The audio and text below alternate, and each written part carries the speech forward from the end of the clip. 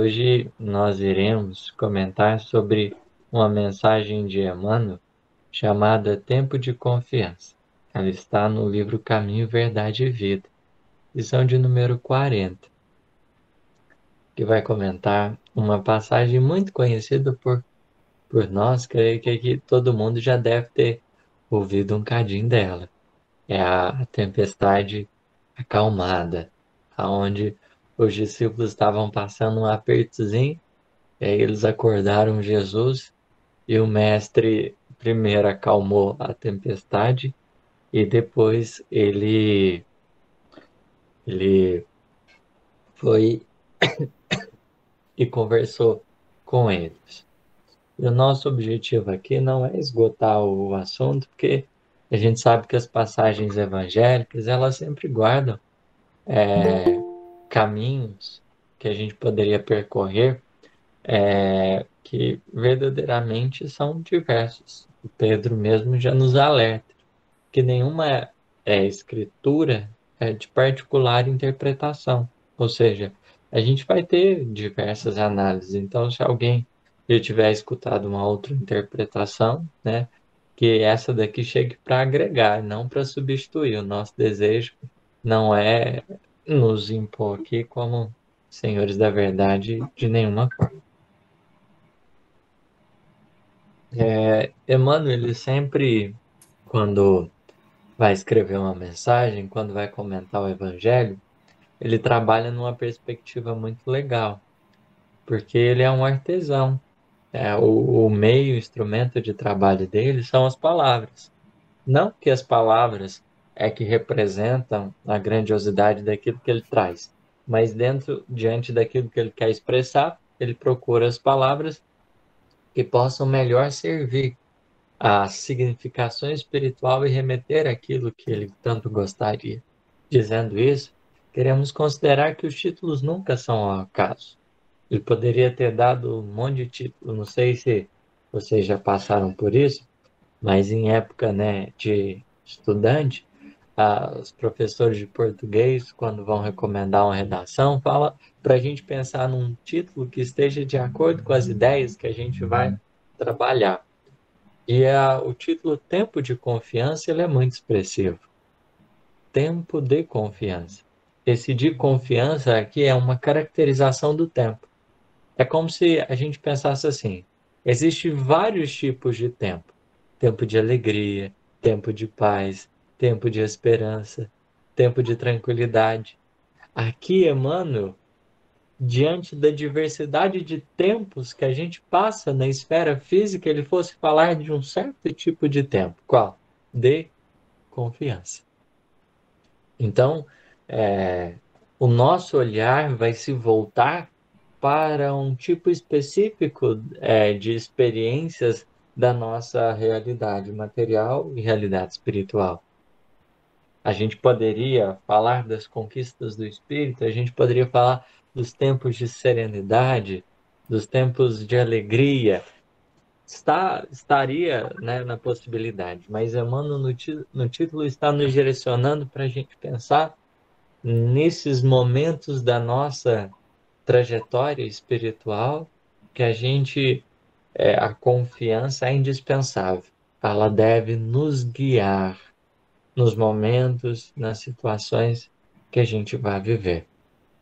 E é, portanto, no versículo 8, capítulo 8, versículo 25, que Emmanuel vai extrair a sua maior reflexão, né?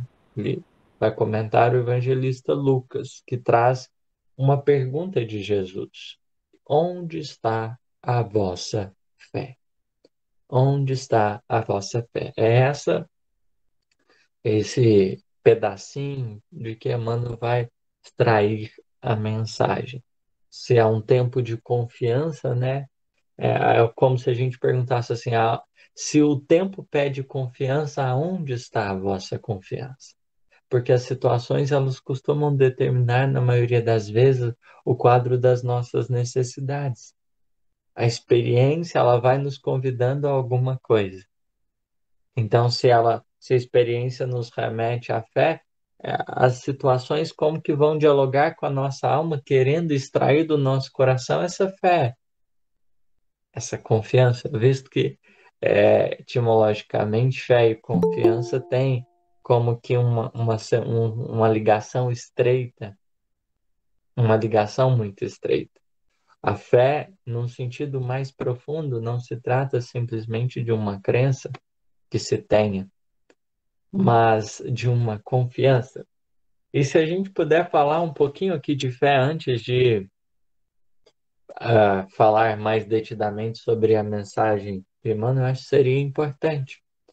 No Evangelho segundo o Espiritismo, na lição A Fé Humana e a Fé Divina, o Espírito Protetor vai nos trazer uma lição grandiosa para os nossos corações, muito expressiva mesmo.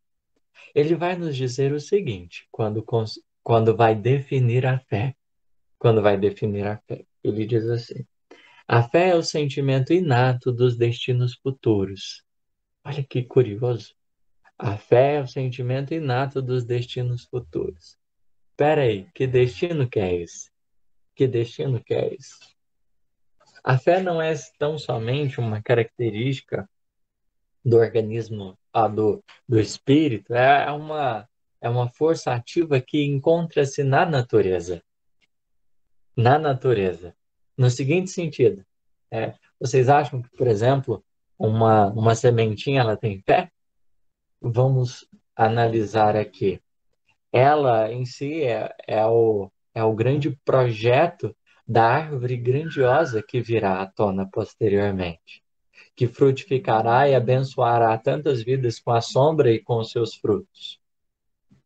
Se a sementinha não tiver fé, ela não chega no destino que está proposto para ela.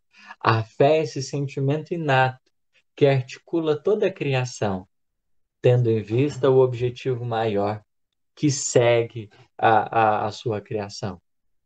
Então, é a fé que faz com que a sementinha se desenvolva e passe por todo um processo em busca daquilo que verdadeiramente ela foi projetada para ser. É aquilo que impulsiona, com que faz com que ela almeje pontos mais nobres e mais vastos da vida. E a partir do momento que ela vislumbra esse porvir, né? Ela começa a rasgar-se, a mostrar os recursos que possui para que possam colaborar para chegar nesse objetivo santo que ela tem. Então ela se rasga com o fim de germinar e germinando vai seguindo o processo de desenvolvimento. O zigoto, a célula ovo, a união do espermatozoide e do óvulo trabalham sobre a fé, o espírito ali conjugado a essa célula inicial de formação do organismo biológico representa inevitavelmente, né, igualmente um símbolo da fé, porque de algo quase que assim imperceptível, uma única célula vai vigorando e caminhando através dos processos da multiplicação, onde as células vão se dividindo e tudo mais, multiplicando. Enfim, quem é especialista na área poderia explicar melhor. Mas de algo aparentemente imperceptível, a gente tem um, um processo que acontece em vistas da formação do corpo. Há um destino futuro para a célula. E essa fé é o que faz com que essa célulazinha se desenvolva para chegar a esse destino futuro. Então, guardemos a definição do espírito protetor. A fé é o sentimento inato dos destinos futuros. Igualmente acontece com o espírito. Igualmente acontece com o espírito, que é convocado por Deus desde que nasce efetivamente a destinos mais altos. E a fé é o que movimenta com esse desejo de que ele alcance e busque efetivamente essa destinação. Mas para que nós fomos criados? A gente foi criado para a perfeição, mas com qual fins se dá a perfeição? Vocês já pensaram? Nossa, a gente tem que ser perfeito, mas perfeito com qual objetivo? Com qual objetivo? O que que a gente vai fazer dessa perfeição? O que que ela vai nos garantir? É porque quando nós vamos analisar a trajetória do Antigo Testamento, por exemplo, nós vamos do Antigo e do Novo Testamento, que representam as duas primeiras revelações, a gente vai compreender uma coisa. Deus a todo momento busca a criatura. E a criatura, né, no Antigo Testamento, apesar de receber esse convite divino, estava como que distante um cadinho dessa conexão. Deus buscava a criatura verdadeiramente, mas ela estava distante. E o Cristo é, na verdade, o arquétipo dessa comunhão, porque é ele que, depois de tanta gente que dispensou essa comunhão, que preferiu outras tantas coisas do que essa ligação profunda com o Criador, ele nos exemplificou essa nossa verdadeira destinação. Então a gente se torna perfeito, evolui, né, as nossas qualidades morais e intelectuais para que verdadeiramente a gente esteja a desfrutar da presença divina e a partir de então ocuparmos a posição de herdeiros divinos e ampararmos, auxiliarmos na manutenção de todo o universo. Então a gente não simplesmente trabalha para ser perfeito e pronto, e feliz e pronto, mas tem em vista uma ligação suprema com Deus, porque todos nós fomos projetados por essa união divina. É para a gente, duas metáforas para a gente entender. Imagina você, pai, que tem uma empresa. Aí você vai, seu filho está ali numa idade boa, você chama, filho, o filho está na idade boa e você chama ele para trabalhar. Imaginemos assim, sua empresa já está completa, já está com bastante funcionário, né? Você poderia fazer todo o trabalho, mas você quer ter a alegria de perceber o seu filho participando do processo. Quer ter ele junto de você ali no trabalho e no convívio. Porque é muito além do que ele pode fazer. Muito mais além, né? Nada que a gente vá fazer vai surpreender o Criador. Ele é a inteligência suprema. Ou seja, nada, né, que a gente em algum momento fizer superará as expectativas, superará aquilo que essa inteligência divina pode realizar. Mas há uma alegria da parte dele, que é de ter a nossa participação, a nossa colaboração. Essa é uma primeira metáfora para a gente compreender esses destinos inatos em que Deus convoca a sua criação.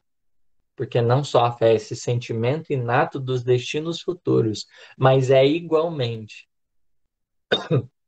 a consciência das faculdades que estão em nós em embrião. Ou seja, a gente, por a gente se dar conta do nosso objetivo, o nosso coração, né, ele potencializa esses recursos que estão dentro de nós com o desejo de chegar. É como se a gente imaginasse aqui a segunda metáfora. Criamos uma situação. Uma criança perdida. Uma criança perdida. Que não sabe para onde ir. Que está, vamos colocar, no centro de uma grande cidade. Que não tem nenhuma referência. O coração dela está como? Desesperada, ansiosa, triste, se sentindo abandonada. Imaginemos esse coraçãozinho um tanto que dilacerado pelas situações da vida. E de repente, como que de repente essa mesma criança escuta uma voz? Só que não qualquer voz, porque imaginemos, diante daquele contexto, muitas coisas estão acontecendo no entorno, mas ela escuta uma voz familiar. E essa voz familiar, mesmo que ela não veja essa criatura dessa voz familiar, tão somente o simples fato de ouvir acende no coração confiança, porque ela sente, apesar de todo o contexto até então criado de desespero, de temor, é, de ansiedade, de desespero, aquela voz,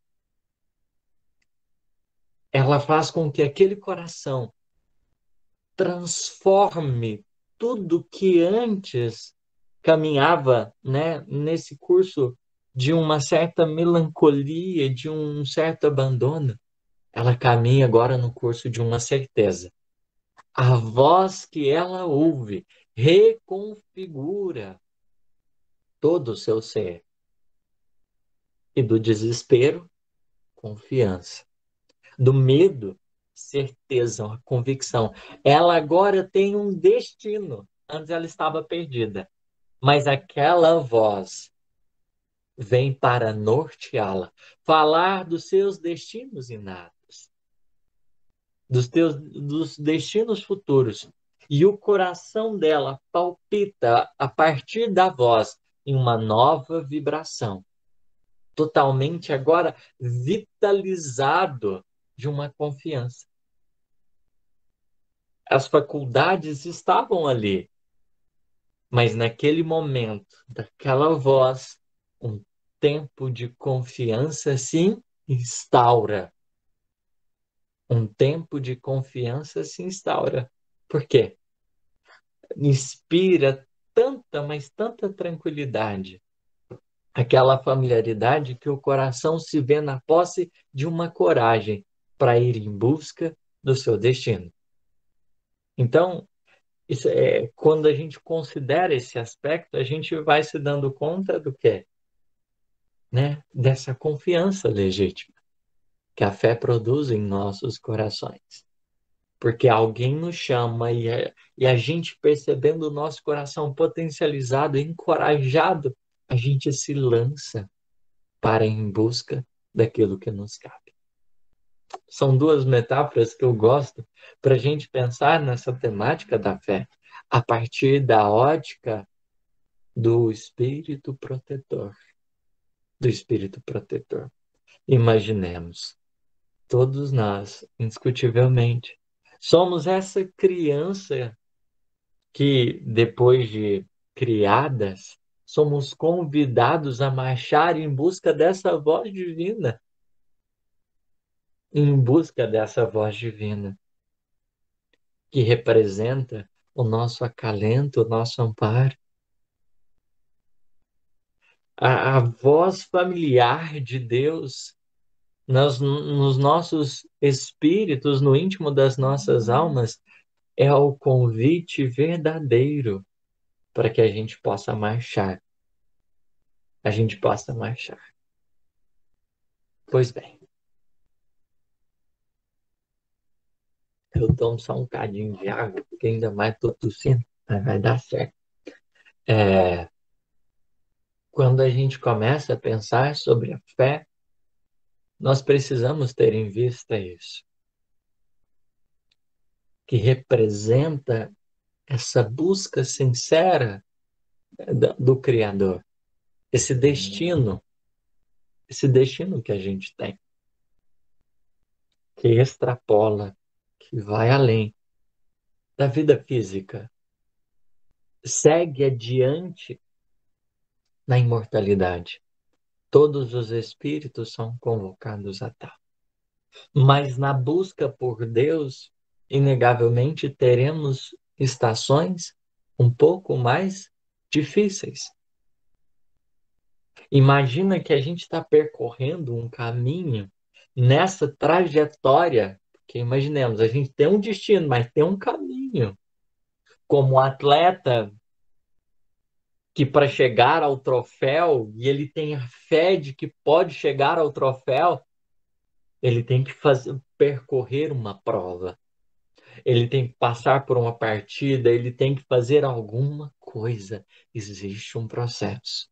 E nesse processo, nós encontraremos esses instantes talvez mais delicados sobre o mar da vida. Emmanuel começa a mensagem dizendo o seguinte: a tempestade estabelecera a perturbação no ânimo dos discípulos mais fortes. Desorientados ante a fúria dos elementos, socorrem-se de Jesus em altos brados. Antes eles não estavam perturbados. Antes eles estavam calmos, serenos. Eles estavam em terra firme, estava tudo tranquilo, né? A gente vai ter uma diferencinha aí de evangelista, porque essa passagem é narrada por três evangelistas. Três evangelistas. Então, os momentos anteriores, né, a essa passagem, ele vai diferir um pouquinho nos evangelhos. Os evangelistas vão diferir em relação ao momento anterior dessa tempestade acalmada. Mas o fato é que eles estavam em terra firme, estavam tranquilos, todo mundo satisfeito com Jesus, todo mundo satisfeito. E Jesus convida eles para embarcar. No Evangelho de Lucas, o que vai acontecer depois? Eles vão, né, eles vão entrar no bar, vai ter a tempestade, Jesus vai acalmar e eles vão parar próximo a Gerasa ou Gadara. Vai existir diferenças aí, mas é uma região ali nas proximidades da Decápolis. E nesse momento, né, vai vir um endemoniado que há tanto tempo atormentava a cidade e vai ser curado por Jesus. O pessoal vai ficar, inclusive, assim, muito furioso com Jesus, porque os espíritos que estavam ali, de certa forma, é, obsediando, eles vão se aproximar dos porquinhos, os porquinhos vão ladeira abaixo, e aí o pessoal vai ver aquela catástrofe acontecendo e falar: Meu Deus do céu, quem que fez isso com os porquinhos? Deu um prejuízo danado ali para fulano de tal. E aí eles vão atrás de Jesus, só que aí eles vão ver o rapazinho curado, aí vai dividir emoções, né? Ao mesmo tempo que eles estão felizes por causa que aquele homem perturbava todo mundo, né? Ele já não estava em condições de vivência, mas ele igualmente acontecera aquilo.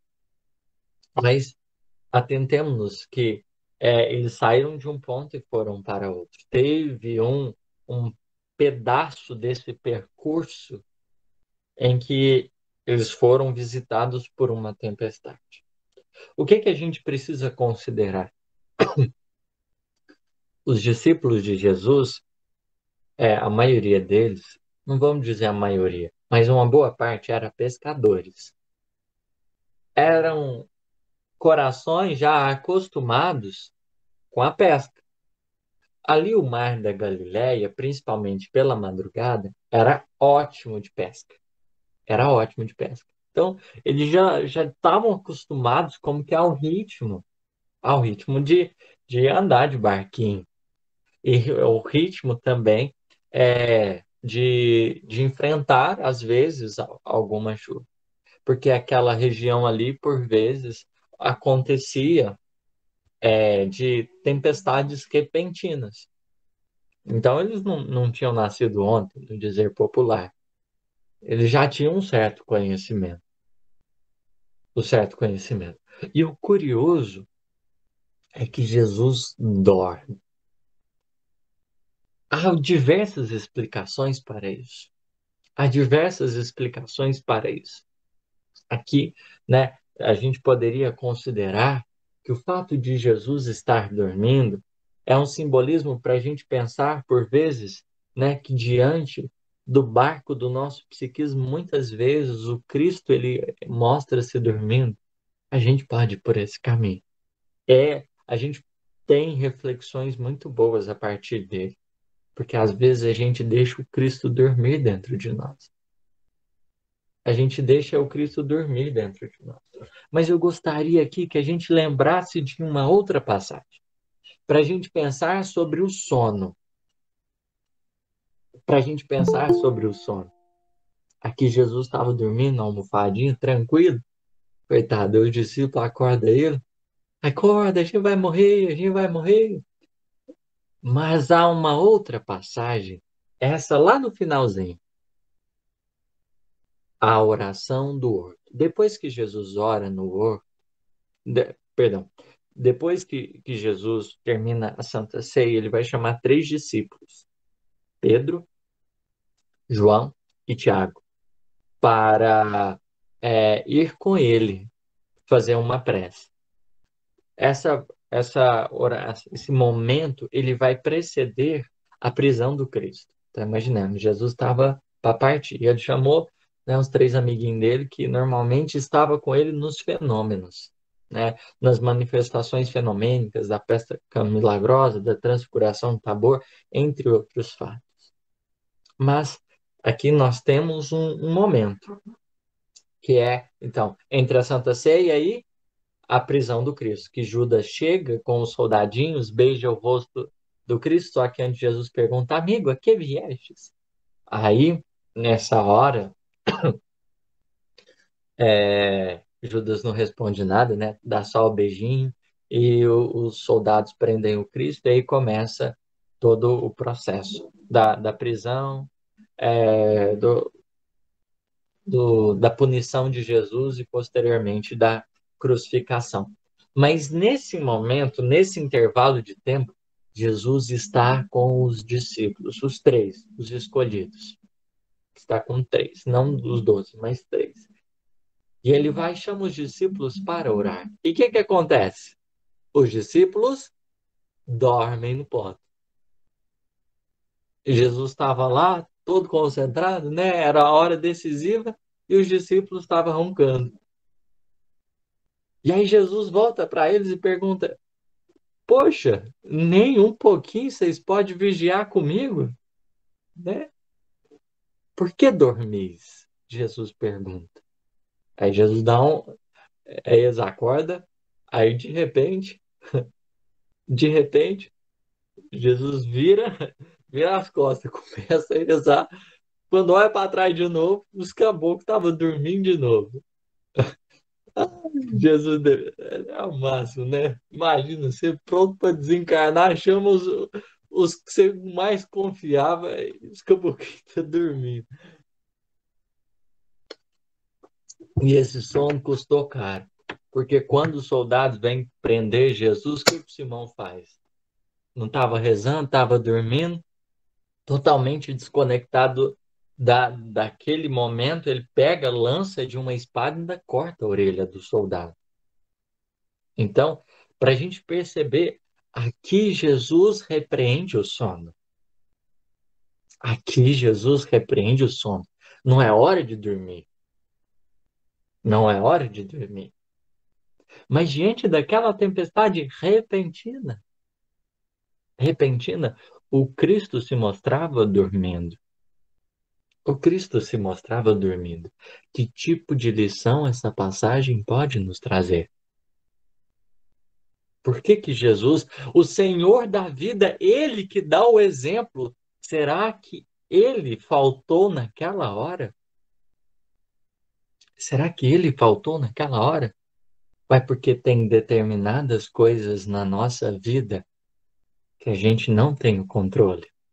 E diante delas, a gente precisa fazer o quê? Confiar. A gente não tem o controle, então a gente tem que fazer a nossa parte.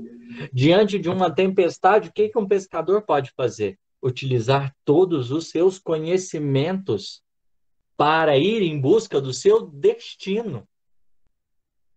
Ele tem que utilizar toda a gama de conhecimentos que possui para manter-se vivo, para ir em busca do destino. Aonde está a vossa fé? Ou seja, cadê a certeza, a convicção de vocês em relação à preparação, a tudo que vocês possuem para chegar no destino?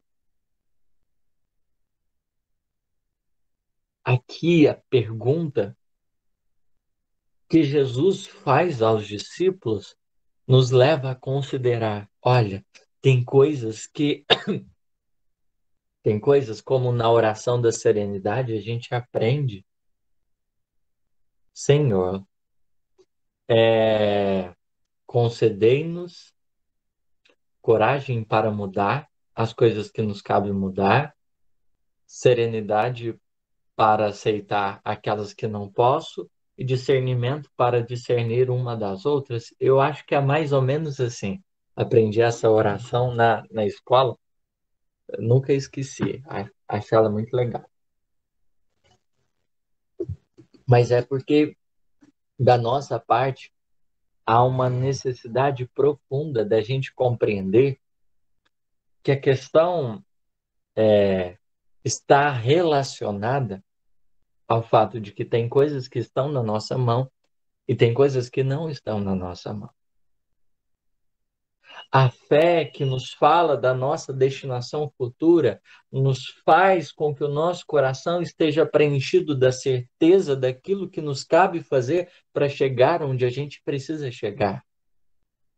É que nos dá, e aí, quando a gente vai estudar a lição da fé no Evangelho segundo o Espiritismo, nós vamos aprender ali que a fé nos permite, num instante de lucidez, entrever a saída, a solução dos problemas que muitas vezes nós passamos. Porque é esse momento que a gente se sobrepõe às circunstâncias e a gente se dá conta de um caminho, de uma solução, daquilo que a gente pode fazer. Se os discípulos tivessem fé com a convicção deles, esse eles poderiam ter alçado esse patamar de convicção e terem avançado. Como? Fazendo o que lhes cabia, o que lhes estava à disposição e confiar.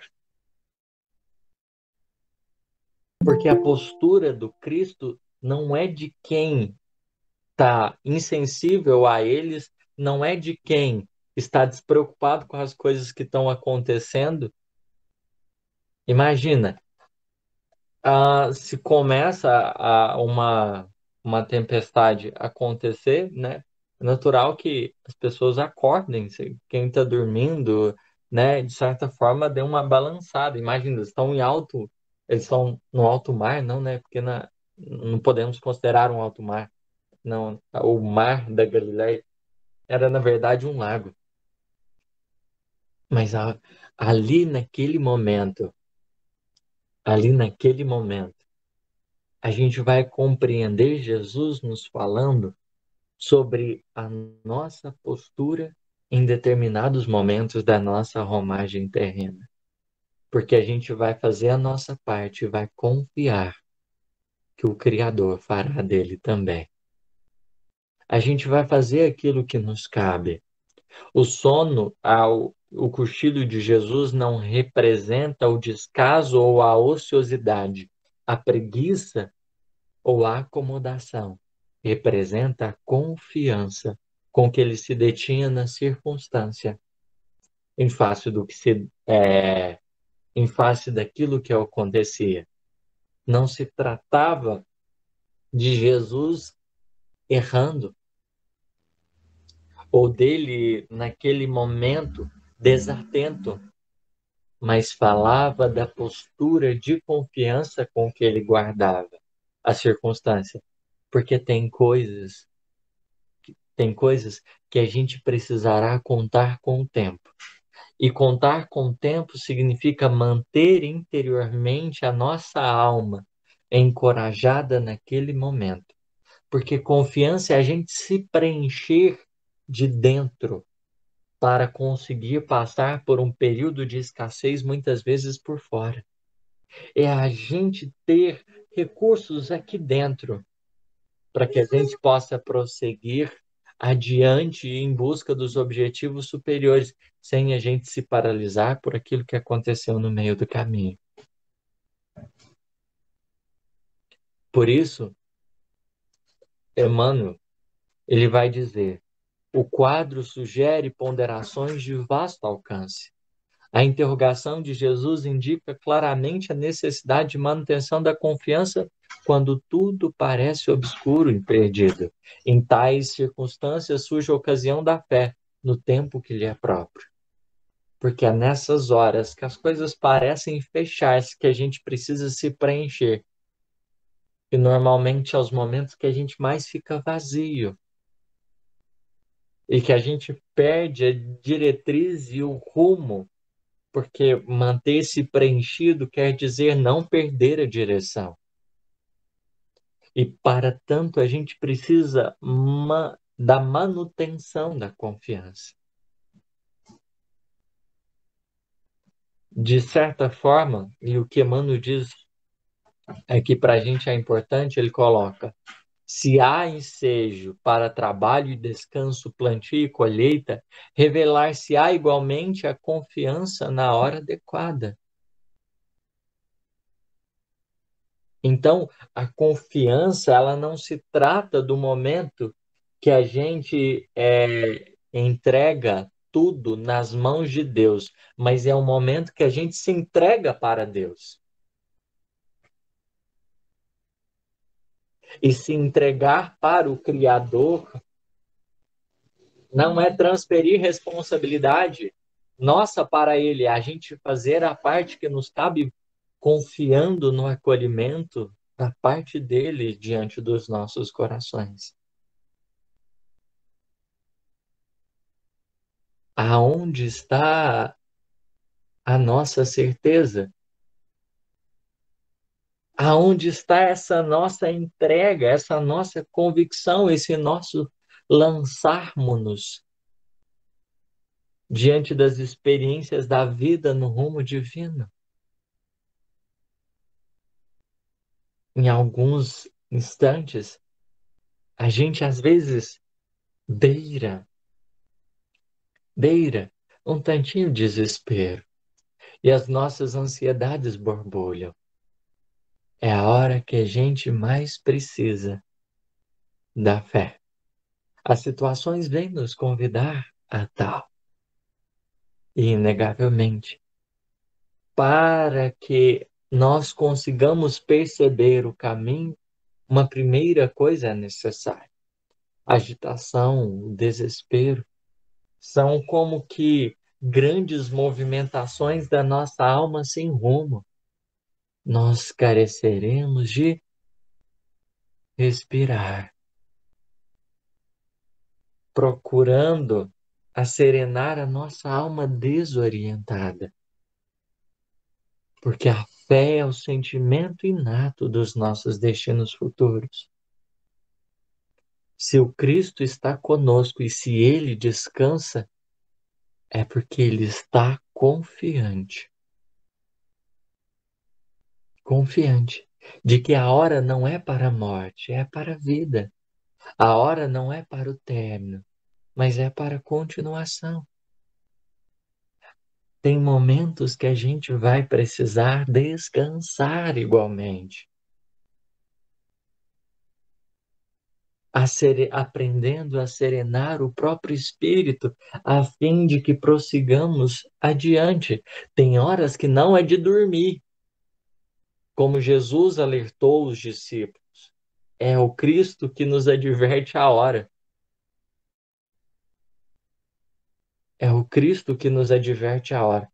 Tem horas que é de atenção e de trabalho.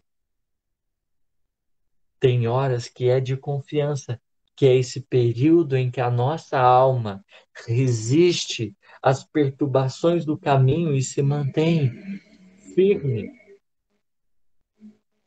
na direção do Criador. É muito além de uma postura externa, é um movimento íntimo. que a gente mantém-se coeso interiormente, na busca por essa real ligação com o Criador. Esses momentos são específicos da nossa trajetória. E são justamente as dificuldades que nos convidam a tal, a compreender as sutilezas da fé, que não está restrita tão somente ao momento da dificuldade, mas que a aplicabilidade dela perpassa o momento difícil, aonde nós reconheceremos nela essa ferramenta importante de reorganização, de reestruturação do nosso ser, para que a gente possa prosseguir em paz a nossa trajetória. Porque se a situação externa está turbulenta, é essa fé dentro de nós que nos manterá serenos e prudentes para que a gente possa avançar. Isso é traduzido por esse descanso, porque essa nossa. E aí, cabe nos pensar uma coisa: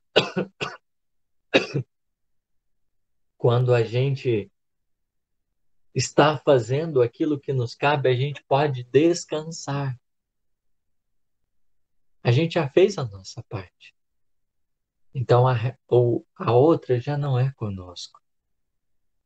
A gente já fez aquilo que a gente precisava. Observemos. Jesus, antes disso, no Evangelho, é narrado por um deles que ele estava trabalhando incessantemente, tinha ajudado gente a rodo, tinha feito aquilo que lhe cabia. O Cristo estava de dever cumprido, ele estava em paz. Agora caberia a quem estava ali dirigindo a embarcação fazer a parte dele, utilizar todo o conhecimento que tinha para prosseguir adiante. Porque cada um tem a sua parte. Cada um tem a sua parte. E a gente vai aprendendo nesse percurso a deixar, mesmo nas horas difíceis, esses potenciais que a gente guarda dentro de nós virem à tona. E é nesse momento mais difícil que a gente vai ser convidado ao otimismo. É complicado, porque às vezes a gente só vê o escuro, mas a gente vai ter que fazer brilhar a luz de dentro para que a gente veja o caminho. E a fé é esse brilhar intenso da nossa luz para que a gente possa perceber a estrada que nos conduzirá ao nosso destino. Sem a fé, ficaremos sem luz. Sem luz, não teremos rumo e direção alguma. E aí é nessas horas que a gente grita para o plano espiritual: meu Deus, eu vou morrer, essa situação vai acabar comigo. Mas calma.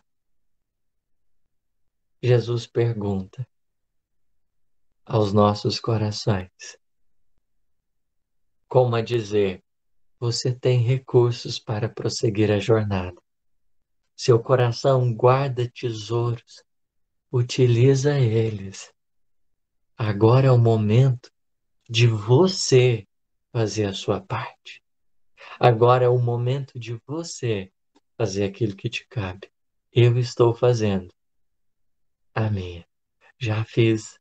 Porque o Cristo vai trabalhando de diversas formas, mas tem uma parte que é nossa. E nessa ele vai perguntar: cadê sua capacidade? Cadê a sua fé? Porque essa parte já é com a gente.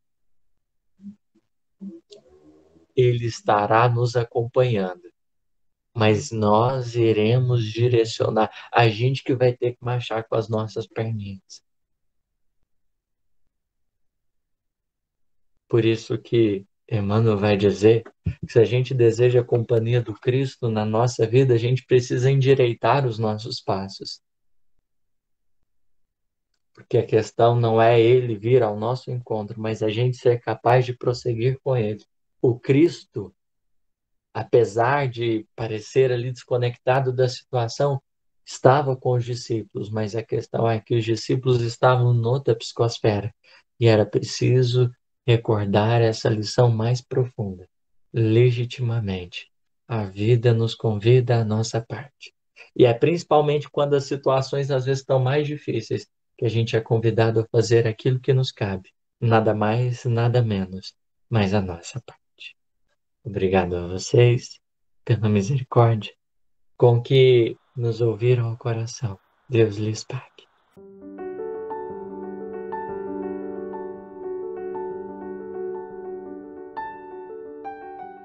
Jesus, nesse instante, os nossos coraçõezinhos felizes voltam-se para ti, com desejo de agradecer.